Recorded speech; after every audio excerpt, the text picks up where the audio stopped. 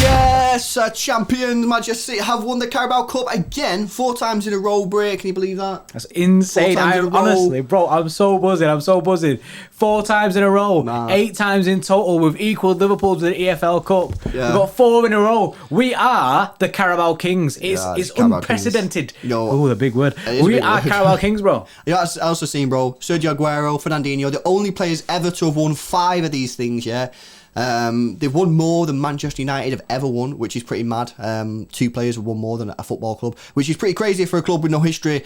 It's just incredible, guys. And we're gonna have our main sort of review tomorrow, where we talk more in depth about stuff, where we can calm down and sort of break things down and just do the normal review as we normally do. This is just sort of like an instant reaction.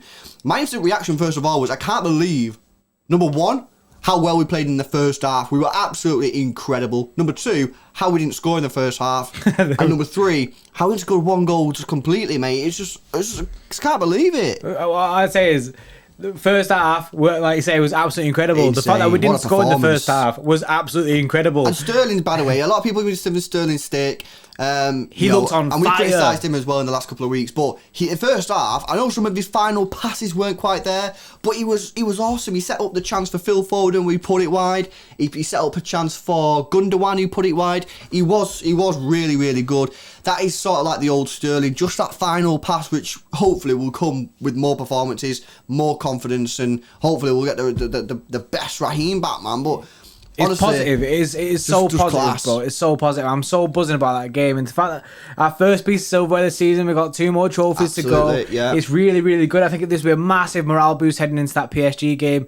I just think that was a really good performance from the boys. A really good performance. I'm buzzing. I think all fans will be buzzing. And one thing that, obviously not performance related, could be performance related really, fans back in the ground was next level. I love to see that, man. It puts a smile on my face. Like, you can't underestimate how crap it is, like, not to have fans there. Like, it's so bad. And obviously, I know the stadium wasn't full, obviously, but it's still nice to see fans there cheering, you know what I mean, doing whatever they got to do. The players going over afterwards as well, like, you know what I mean, dancing about with the fans. Not only that, like, it feels like we're getting back to a bit of normality now. I know we're still a couple of months away, you know, into certain parts of the world, you know, they might be further ahead or further behind or whatever, but it's nice to see finally we're getting some progression. And obviously, going back to football, we absolutely dominated them. I mean, I consider that they had 1 real chance, and the chance was a long-range shot. I think it was Lo Celso's shot, left foot. Stefan, by the way, big save. Big save. If you're an American, big save. You know what I mean? You used to be getting the Stefan hype up in the chat down below, man, because Stefan, he had 1 real thing to do today. It was that shot, and he did it really, really well. And I can't remember, bro, because obviously I'm my emotions and that, but I think the ball bounced just before him as well, which, if you're a goalkeeper or if you've been watching football a long time, you know that makes it even harder for the goalkeeper to make the save. Got a really strong hand to it. And yeah, brilliant from him today. Obviously, he was a little bit out of position for the Chelsea goal in the FA Cup semi-final. I did wonder whether that would play on his mind. Someone asked in the chat before the game kicked off, they said, who do you think's going to feel the most pressure, Stefan or Sterling? And I said, I think Stefan's going to feel a lot of pressure today because it's a big game for him, and I do think that Stefan will end up moving on from City because I think he's too good to be a backup goalkeeper.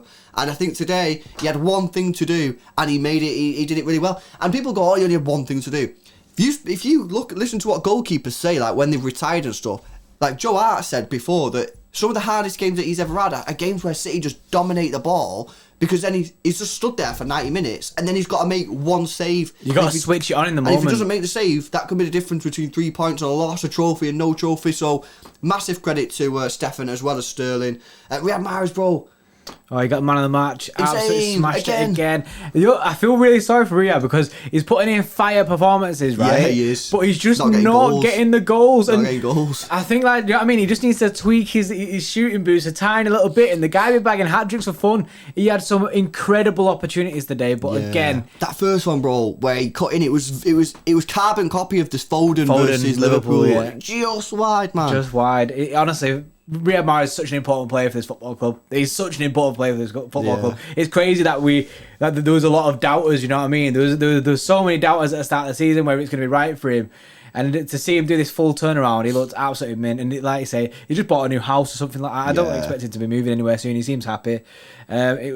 He's absolutely smashing it. And then Phil Foden, bro, someone else who's smashing it. Yeah.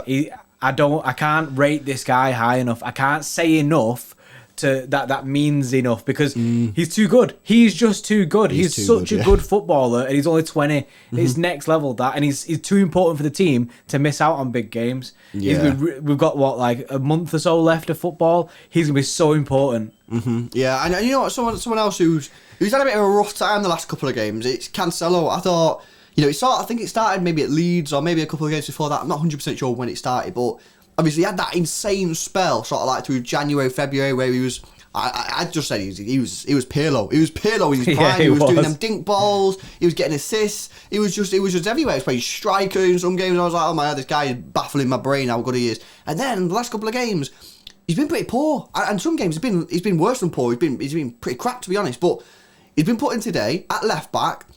Obviously, when we had the ball, he was sort of playing as a centre mid, so back into his sort of Pirlo role. I don't think he was quite back to his best, but it was certainly a lot better than what we've been seeing in the last couple of weeks. And again, this is positive, because when we're going into games like PSG in the semi-final of the Champions League, you want to be able to pick from players who are playing well. And I feel like that's what we got. Laporte today was excellent defensively, obviously got the goal as well. So now Pep's got to make a decision between Stones or Laporte. He's got to make a decision between Zinchenko or Cancelo. Rodri and Fernandinho. Obviously, Fernandinho ended up coming off with like 10-15 minutes to go, which was probably the right decision. But he had a fantastic game again. Yeah. He's probably just thrown his hat in there for the PSG game. Honestly, the squad at the moment, I can't think of any player who's like really out of form. I know Sterling obviously has been out of form, but today he was decent. He looked very good today. Just mad, man. I'm sorry. I'm just so buzzing, bro. We now join. I want to win that Carabao next year. I want to become the official Carabao Kings, mate. Because if we can get that historic thing where you have won that trophy the most, that is mad. And people will turn around, bro, and say, "Oh, it's the shittest out of the 4." But there's only 4. And if you can say, "I don't care, but we won it the most," that's mad. That's mad. And yeah, it's not the best one to win, but it's still something, man. It's still a trophy. In some clubs, Tottenham, they die for the Carabao, and we've won it 8 times, 4 in a row. I don't buy this whole. Do you know what I mean? Don't celebrate it. It's only the Carabao. Do you know what I mean? A trophy is a trophy, and only one team can win it, and we're the team winning it. So celebrate. Carabao Kings, bro. Carabao Kings. Right, guys, we're going to leave it there. Like I say, we'll have our main review tomorrow once we've digested the information. You know what I mean? Maybe look at the highlights again and see actually what we thought. We'll give you the player ratings from our Extra Club members, and we'll break down some important points. Our stream highlights should be up now. If not, they'll be up very, very shortly. Hope you guys can celebrate this momentous occasion, man. It is momentous, bro. People might laugh, but it is. We won it 4 times in a row. We're now joint winners of the Carabao Cup. That is mad. That's a historic moment. So, guys, go enjoy it. Smash a like on the video if you've enjoyed it, and subscribe and do everything else. And yeah, we'll see you in the next one.